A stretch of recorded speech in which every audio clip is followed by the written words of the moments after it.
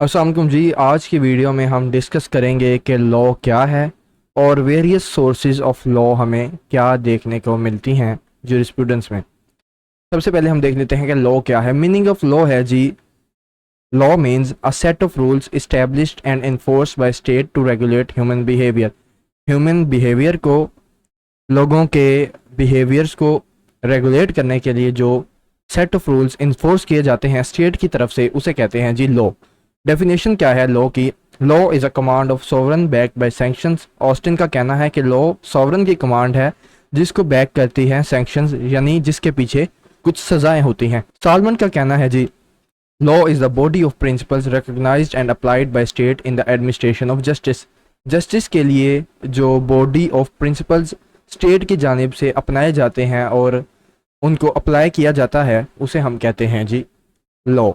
उसके बाद है जी सोर्सेज ऑफ लॉ। कौन सी ऐसी सोर्सेज हैं, मेन सोर्सेज जो हमें देखने को मिलती हैं जहाँ से लॉ या तो हम हासिल करते हैं या फिर वो वजह बनती हैं लॉ के हम तक पहुँचने के लिए। सबसे पहले है जी लेजिस्लेशन। लेजिस्लेशन कहते हैं जी कानून साजी को।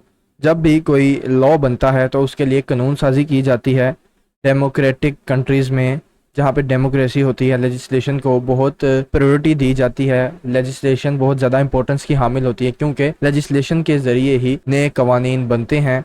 लेजिस्लेशन कौन लोग करते हैं? वो लोग जिनको अवाम ने सेलेक्ट किया होता है, जिनको अवाम ने ये अथॉरिटी दी होती है कि वो अवाम के लिए कानून साजी कर सकें, वो लोग बैठ के लेजिस्लेशन करते हैं। उसके बाद है जी कस्टम। कस्टम्स किसे कहते हैं? कस्टम एक one of the oldest source of law है। कस्टम्स वो चीज़ें, वो बातें जो आपकी सोसाइटीज़ में काफ़ी टाइम से चली आ रही हैं और लोग उनको लॉ के तौर पर फॉलो कर रहे हैं, उसे कहते हैं कस्टम्स। ये रिटन नहीं होते, ये स्पेसिफिक नहीं होते, लेकिन ये अडोप्ट किए जाते हैं। एक जनरेशन से दूसरी जनरेशन में ये ट्रांसफ़र होते हैं लॉ के तौर पर। ये एक बहुत पुरानी सोर्स ऑफ लॉ है। जब से इंसान सोसाइटीज़ की शक्ल में रह रहा है तब से हमें कस्टम देखने को मिलते हैं। उसके बाद है जी जुडिशल प्रेसिडेंट।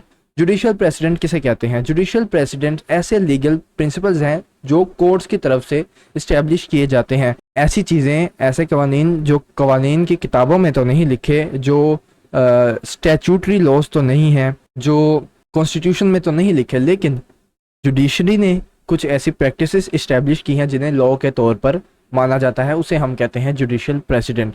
मतलब कि जुडिशल डिसीजंस पुराने वक्तों के, जिनको आज के दौर में एज अ लॉ हम कंसिडर करते हैं। उसके बाद है जी religion. Religion as a source of law. Religion से आपको बहुत से बेसिक प्रिंसिपल्स देखने को मिलते हैं।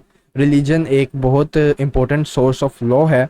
हर रीजन में, हर कंट्री में देख सकते हैं कि वहाँ का रिलीजन बहुत ज़्यादा इन्फ्लुएंस करता है उनके लॉ को। जैसे पाकिस्तान में हम इस्लामिक लॉ के मुताबिक चलते हैं। पाकिस्तान की कॉन्स्टिट्यूशन में लिखा है कि तमाम लॉज इस्लामिक लॉ को फॉलो करेंगे। तो इस तरह बाकी कंट्रीज़ में भी रिलीजन इन्फ्लुएंस करता है और रिलीजन बहुत इंपॉर्टेंट सोर्स ऑफ लॉ है। उसके बाद है जी ज्यूरिस्टिक राइटिंग्स। ज्यूरिस्टिक राइटिंग्स क्या होती हैं? ज्यूरिस्ट ने, जजेस ने और लॉ को स्टडी करने वाले लोगों ने कुछ रिसर्च, कुछ आर्टिकल्स लिखे हैं जिनके ज़रिए हमें मदद मिलती है नए कवानीन बनाने में, डिस्प्यूट्स को रिजॉल्व करने के लिए, फ़ैसले करने में। उन चीज़ों को हम कहते हैं ज्यूरिस्टिक राइटिंग्स। जब हमें बाकी किसी सोर्स ऑफ लॉ से कुछ समझ में नहीं आ रहा होता तो फिर हम देखते हैं कि ज्यूरिस्टिक राइटिंग्स में इसके बारे में क्या लिखा गया है। तो ज्यूरिस्टिक राइटिंग भी एक बहुत इंपॉर्टेंट सोर्स ऑफ लॉ है। तो ये था हमारा इस वीडियो का टॉपिक, जिसमें हमने देखा कि लॉ क्या है, लॉ का मीनिंग समझा, लॉ की डेफिनेशन देखी और सोर्सेज ऑफ लॉ जिसमें लेजिस्लेशन, कस्टम, प्रेसिडेंट, रिलीजन और ज्यूरिस्टिक राइटिंग्स को भी हमने देखा। तो ये लेक्चर सिर्फ आपका कॉन्सेप्ट क्लियर करने की हद तक है। बाकी इन डिटेल्ड नोट्स का लिंक आपको वीडियो के डिस्क्रिप्शन में मिल जाएगा, आप वहाँ से जाके चेकआउट कर सकते हैं। मैं मिलता हूँ आपसे नेक्स्ट वीडियो में, तब तक के लिए अपना ख्याल रखिएगा। अल्लाह हाफिज़।